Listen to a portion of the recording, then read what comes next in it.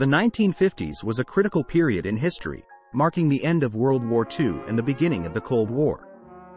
As part of the post-war rebuilding efforts and geopolitical strategies, the United States stationed its Navy sailors in Japan to maintain a strong military presence in the region. The life of these sailors during this time was a unique experience, characterized by various challenges, cultural exchanges, and personal growth. This article explores the military and civilian aspects of Navy sailor life in occupied Japan during the 1950s, providing a broader background on the reasons for their presence in Japan during this period. The presence of U.S. Navy sailors in Japan can be traced back to the end of World War II. In August 1945, Japan surrendered to the Allied forces, resulting in the signing of the Instrument of Surrender on September 2, 1945.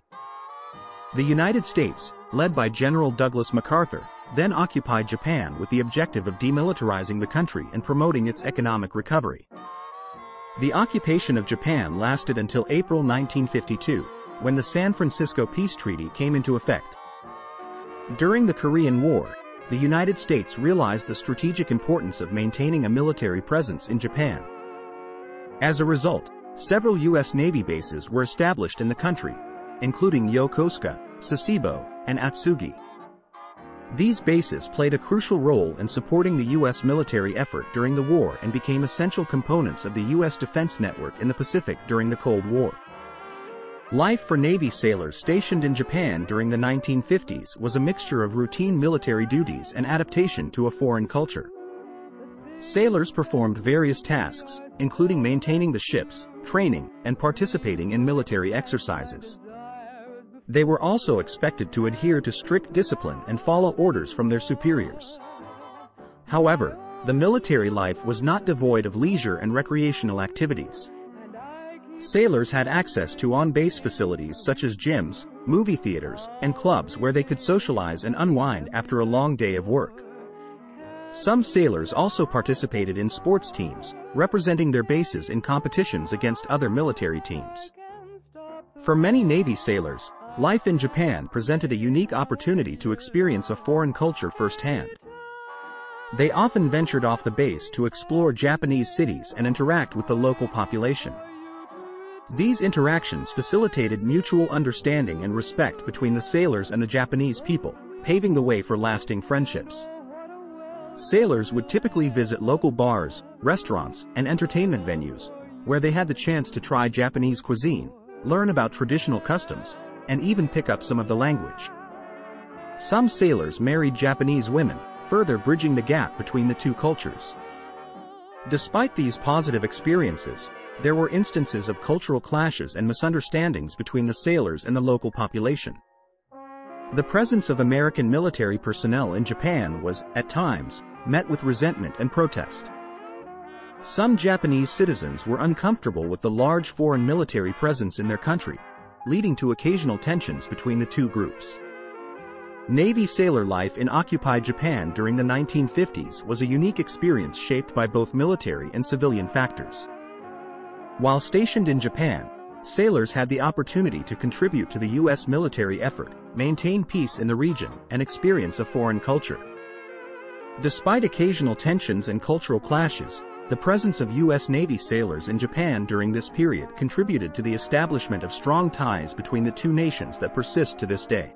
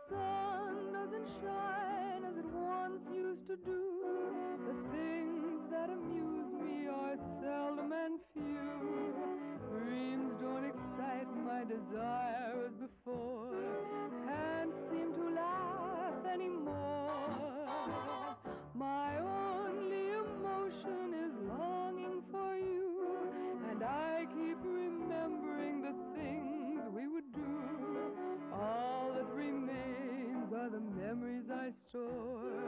Can't seem to laugh anymore, any more than I can stop the rain.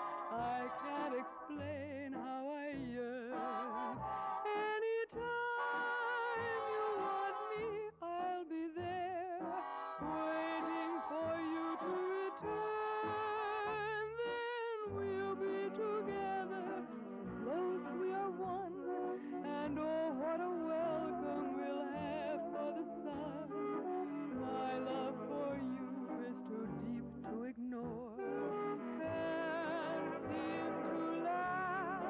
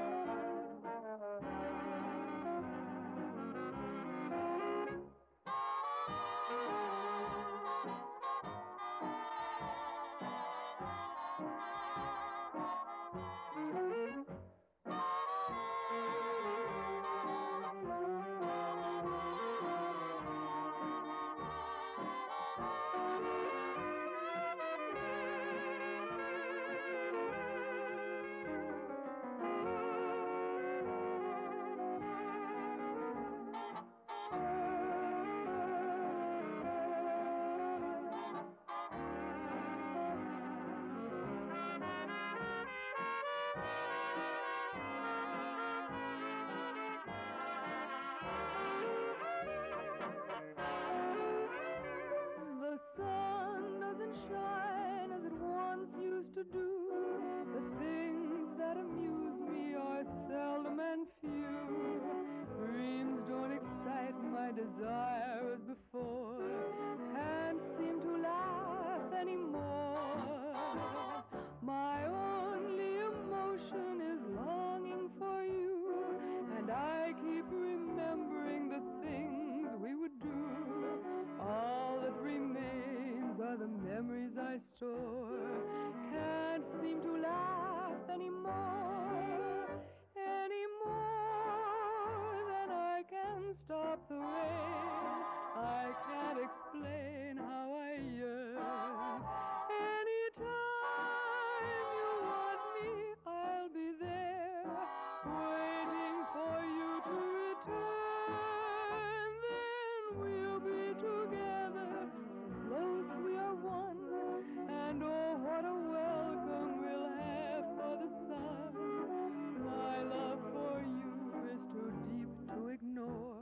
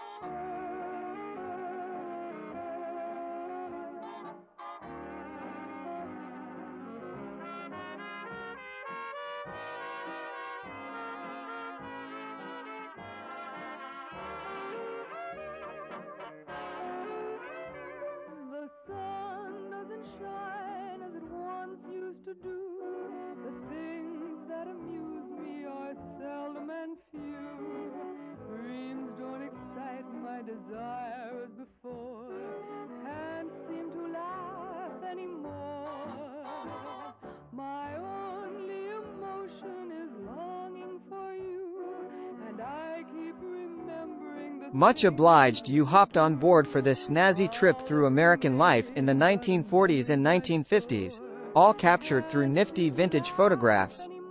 If this flick's got your motor running, don't be a square.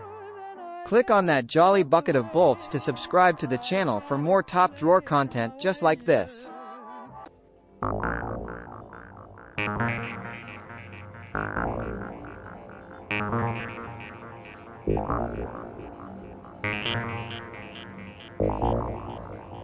Thank you.